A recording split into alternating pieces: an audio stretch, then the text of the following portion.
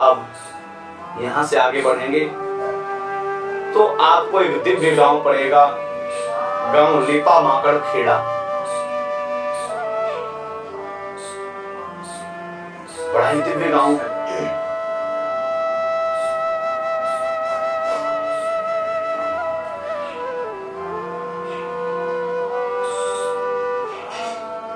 लेपा माकड़ खेड़ा गांव मगड़ाक ऋषि की तपस्थली है और वेदा सरस्वती नदी का संगम स्थल भी है। मराठी में माकड़ का मतलब होता है मंकी यानी बंदर। इस गांव को बहुत से लोग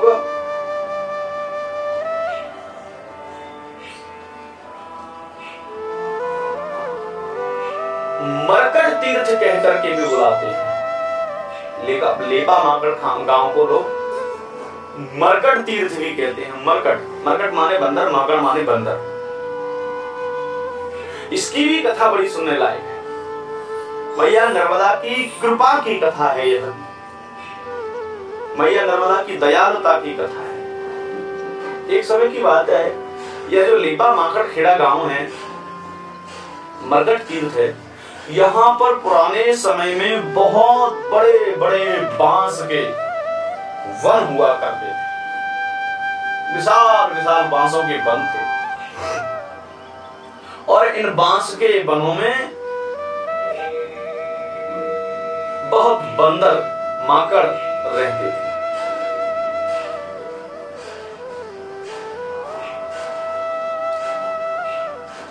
एक बंदर और बंदरिया की जोड़ी बांस के ऊपर अपना क्रीड़ा कर रहे थे। बंदरिया ने एक बांस से, माकड़ी ने एक बांस से दूसरे बांस के वृक्ष पर छलांग मारी, जंप किया।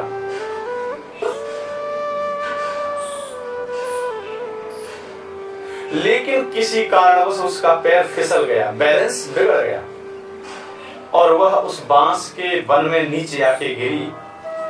दो बांसों के ऐसे बीच में उसकी गर्दन फंस गई। ऐसे दो बांस बीच में गर्दन फंसे। अत्यधिक प्रयत्न करने पर भी वह अपनी गर्दन को नहीं निकाल सके और उसी स्थान पर तड़प तड़प करके उसकी मृत्यु हो गई।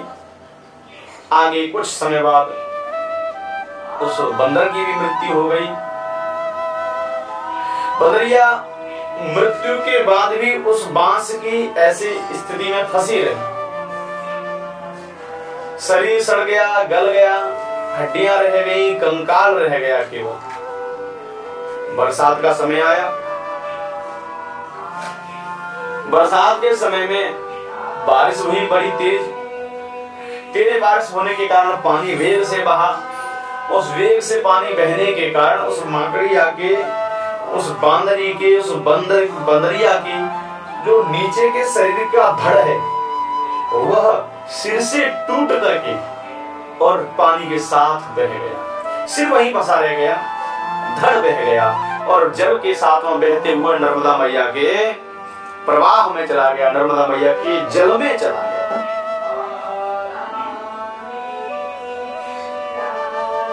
आगे चल के दोनों बंदर बंदरिया का पुनर्जन्म हुआ।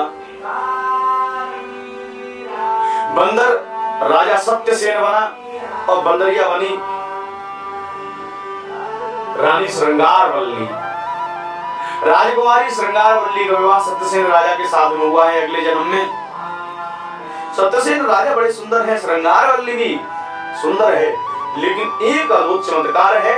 श्रृंगारवल्ली नाम की इन रानी का, इन राजकुमारी का जो नीचे का, सिर से नीचे का धड़ है वह तो अद्भुत सुंदर है, देवियों के जैसा, स्वर्ग की अप्सराओं के जैसा, किंतु ऊपर का जो सिर है वो वानरी के जैसा है।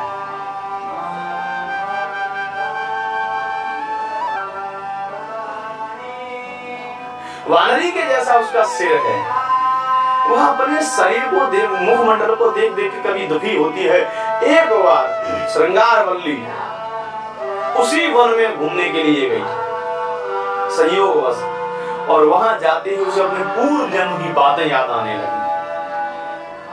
उसको पता चला कि मेरा शरीर तो धड़ तो बह गया था मैया के प्रभाव में, लेकिन सिर वहीं फंसा रह गया।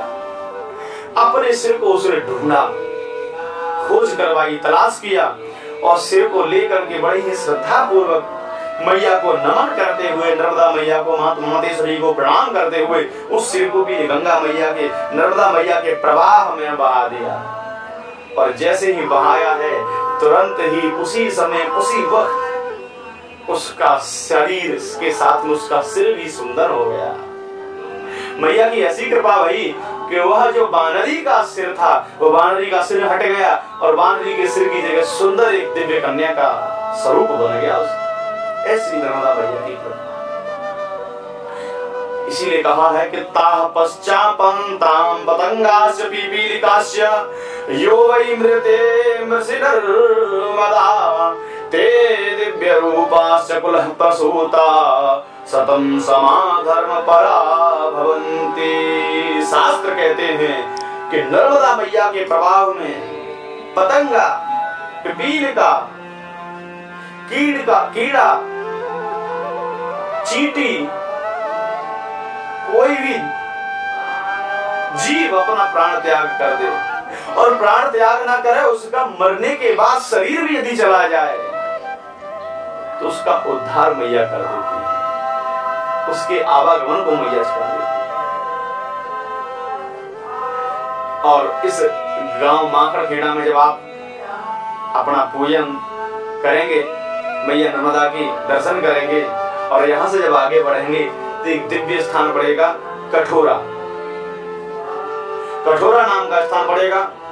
ये यहाँ पर मांडव्य आश्रम है। विभांडक नाम के परम तपस्वी ऋषि हुए, उनकी तपस्थली है, यहाँ पर उन्होंने तप किया था। मांडव्य ऋषि की भी गुफा यहाँ पर विराजमान है। मांडव्य ऋषि आप जानते ही होंगे सभी लोग, इनकी कथा आगे आएगी। मांडव्य ऋषि का यहाँ तपस्थली रही, विभांडक ऋषि की तपस्थली रही और इसी स्थान पर महाराज रविश्चंद्र के द्वारा अश्वमेध यज्ञ किया गया और उस अश्वमेध यज्ञ के आचार्य महर्षि अगस्त्य रहे। अगस्त्य ऋषि के आचार्यत्व में रविश्चंद्र नाम के महाराज ने यहाँ पर अश्वमेध यज्ञ किया। बड़ा ही दिव्य स्थान है। यहाँ पर भी तर्पण आदि करने का बड़ा महत्व है और यहाँ की स्थान का एक दिव्य बहुत बड़ा महत्व है। तो वह क्या है मैं आपको समझाता हूँ।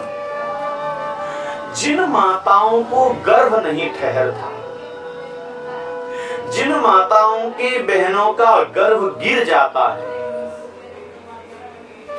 गर्भ की हानि हो जाती है, गर्भपात हो जाता है, वह माताएं बहनें मार्गशीर्ष महीने के शुक्ल पक्ष की चतुर्दशी के दिन यहाँ पूजा करें। और इस पूजा को कैसे करना है, इस पूजा का विधान क्या है, कैसे पूजा करनी चाहिए, यह सब आगे नर्मदा पुराण के द्वितीय खंड में बताया जाएगा। तो यदि माताएं बहनें यहाँ पर आकर के पूजा करती हैं तो उनको अवश्य संतान की प्राप्ति होती है, उनका गर्भ ठहर जाता है, गर्भ नहीं गिरता। ऐसा दिव्य स्थान है ये। और यहां से वहां आगे बढ़ेंगे, गांव नावड़ा टोड़ी आएगा। यह मैया के दक्षिण तट पर है। यहीं से नावड़ा टोड़ी गांव से जब मैया के उत्तर तट की तरफ आप देखेंगे तो अहिल्याबाई का राजधानी माहेश्वर भी आपको दिखेगा सामने ही, बिल्कुल एकदम माहेश्वर के सामने नावड़ा टोड़ी गांव, दोनों आमने सामने हैं, दिखते ही एक दूसरे से। नावड़ा टोड़ी गांव जो है, एक राजा प्रसिद्ध हुए, महाभारत में इनकी कथा आती है, सालिवाहन।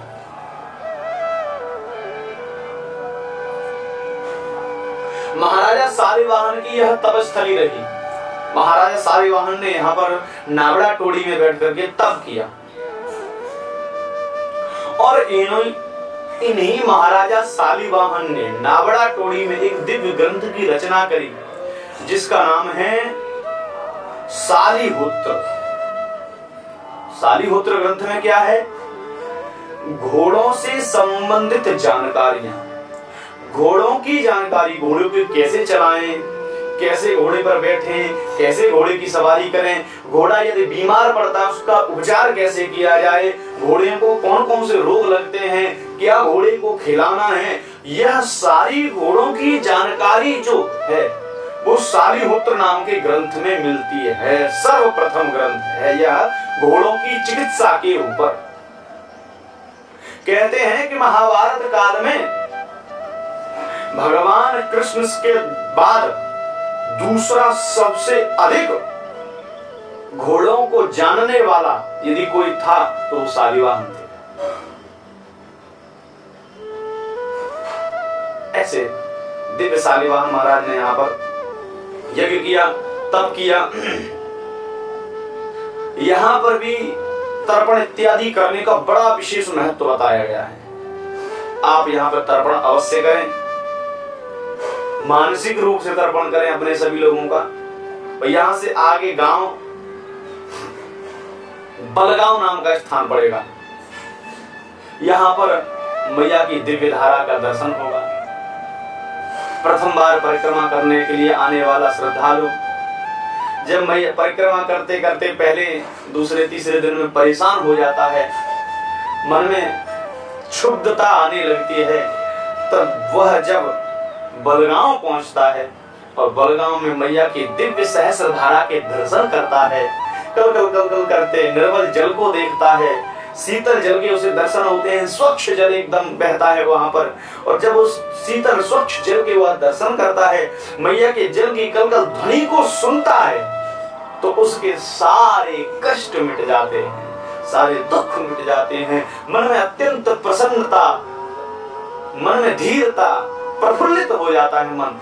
कमल के पंखुड़ियों के समान उसका मन खिलने लगता है मैया के दर्शन बलगांव में करके। आगे चलेंगे यहां से बलगांव से अब आप तो खलघाट नाम का एक स्थान पड़ेगा। यहां पर बरखड़ नदी का संगम है मैया नर्मदा के प्रवाह में। आगे यहां से आगे चलोगे तो कठोरा नाम की स्थान पड़ेगा। कठोरा नाम के स्थान पर 11 लिंग विल्वामृतेश्वर टापू है जो मैया के बिल्कुल बीच में है।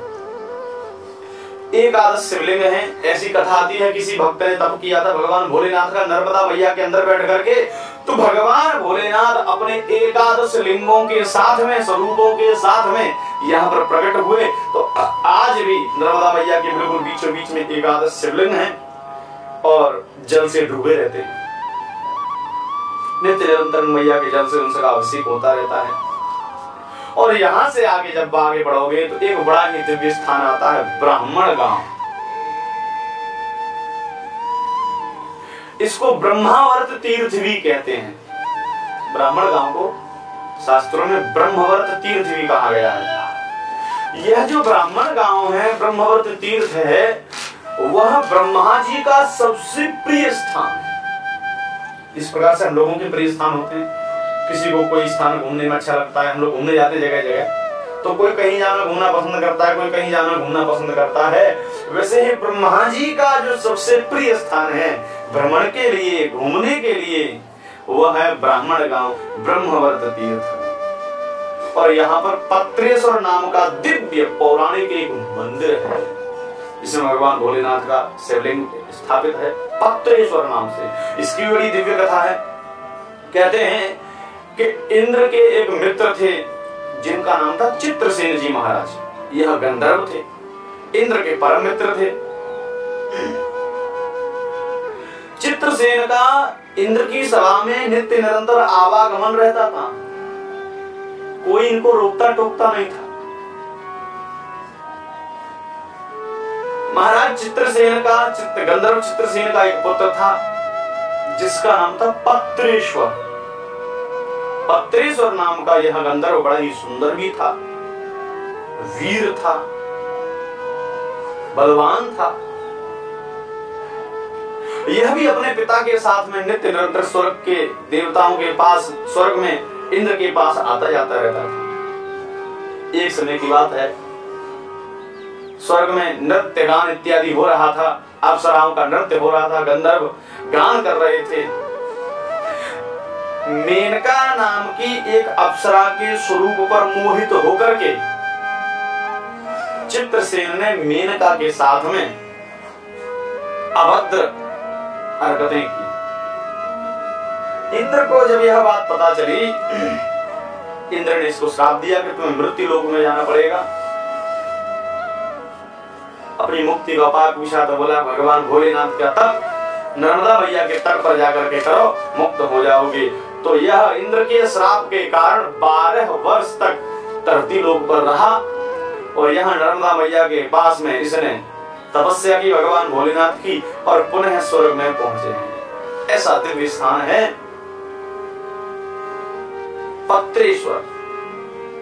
भगवान भोलेनाथ की जिस शिवलिंग की 12 वर्ष तक इसने उपासना की वो पत्रेश्वर शिवलिंग कहलाई। यहां से ही आप आगे चलेंगे तो एक गांव आएगा, गांव मोहीपुरा। गांव मोहीपुरा जो है वह सहस्त्र यज्ञाख्य तीर्थ भी कहलाता है। सहस्त्र यज्ञों का तीर्थ। इस मोहीपुरा गांव में 1000 यज्ञ किए गए, इसलिए सहस्त्र यज्ञाख्य तीर्थ भी कहलाता है। कब किए गए आगे कथा में आएगा, लेकिन मैं अभी थोड़ा सा बताता हूं।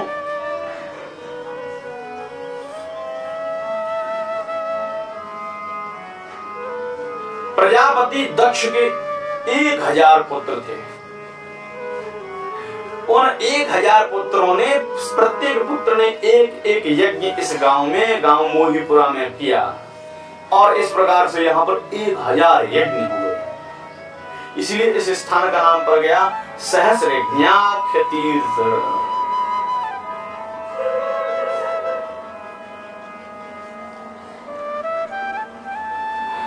आगे आपको दत्तवाड़ा नाम का तीर्थ पड़ेगा, जहां पर कपाल मोर्चन महादेव, कपालेश्वर महादेव विराजते हैं। यहां से आगे छोटा वर्धा नाम का स्थान है परम पवित्र। यहां पर अग्नि देवता ने तपस्या की थी। छोटा वर्धा में अग्नि देवता ने तपस्या करी। अग्निदेव का यह तपस्थल है। और छोटा वर्धा में कन्याओं को भोजन कराने का बड़ा महत्व बताया है।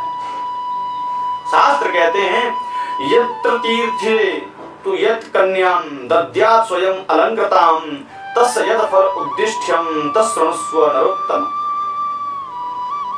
जो इस